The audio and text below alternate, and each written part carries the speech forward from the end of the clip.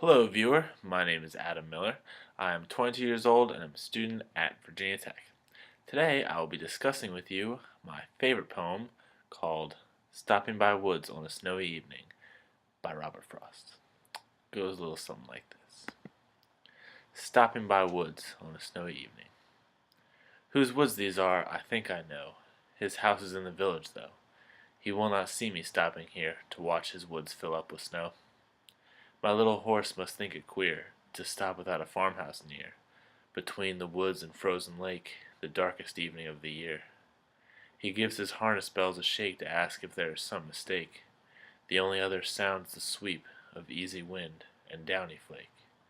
The woods are lovely, dark and deep, but I have promises to keep, and miles to go before I sleep, and miles to go before I sleep. Thank you. That was Stopping by Woods on a Snowy Evening by Robert Frost. Let's do a little analyzing of that real quick, shall we? Alright, well, we got 4 stanzas, pretty basic 4-line stanzas, with iambic pentameter throughout the entire thing. It is 4 stress syllables each line. Very simple, very basic. It's got a fairly simple rhyme scheme. It goes A, B, A.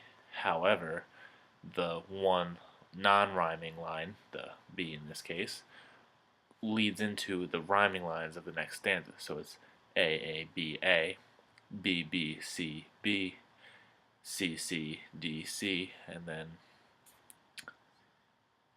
yeah, that's right. And then a bunch of D's.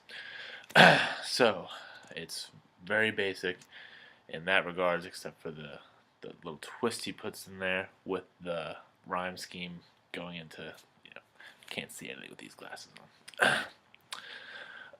And then the last stanza is the only one where it's different, where all 4 lines rhyme, because instead of having the third line be different, it's actually a repetition with the third and the fourth line. Both "and miles to go before I sleep" and "miles to go before I sleep," which mix it up and puts a lot of emphasis on that last line. Why is he repeating it? Why is it so important? Why has he switched from his rhyme scheme there?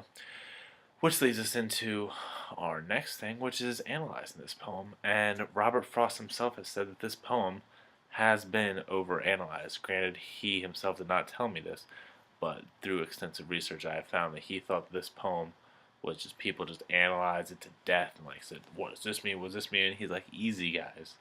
I just wrote this one night and I think it's a beautiful poem. You should just take it at that. And people are like, nah, we're going to look into every word.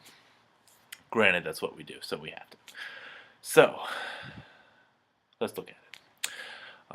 Let's see. You have a guy who's going somewhere, and he sees beautiful woods with snow. And he stops, he's looking at it, he says, I won't get in trouble, the guy's not here. But then his horse is like, hey, what's going on? There's no horse place here, we need to go. And so he's like, yeah, you know what, you're probably right, we do. I have promises to keep, and we still got a long ways to go before I can go to bed. So, what is he talking about there? Is he talking about sleep? Is he talking about death?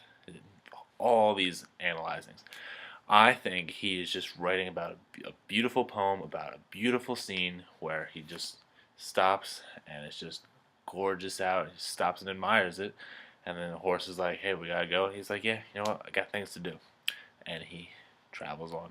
That fleeting moment of beauty in the woods is what all he's writing about, in my opinion. And how this poem relates to me is because it's kind of like, okay, you're doing homework, you're doing all this work, right? Sometimes you just kind of stop and just relax and just look at the beauty of life and just take a step off, just that's all. Oftentimes when it's snowing, which is especially relevant to this, you just go outside, just sit on the porch and just watch the snowfall. Watch it fall on top of cars, on top of trees. Really just beautiful, and just enjoying the nature of beauty, which is something I personally like to take time out to do. I have 5 seconds left. That's all I got for you. Thank you for your time. Appreciate it. That's Adam Miller. Peace.